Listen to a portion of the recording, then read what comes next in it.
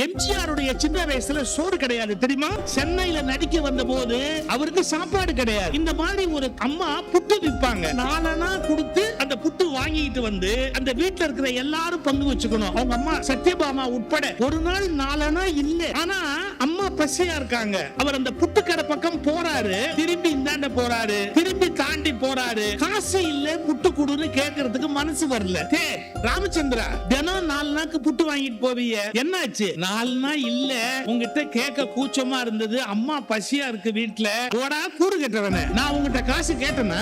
இல்ல புட்டு எடுத்துக்க. டேய், புட்டு எப்ப வேணாலும் வரும்டா, பசி எப்ப வருதோ அப்ப சாப்பிடணும்டா. ஓடா எடுத்துட்டு போ. சார் எம்ஜிஆர் 4 அணா புட்டு எடுத்துக்கிட்டார். ஒருவேளை உன் 4 அணாவை திருப்பி கொடுக்க முடியாம நான் இந்த ஊரை விட்டு ஓடி போயிட்டா உனக்கு 4 அணா நஷ்டம் தானே?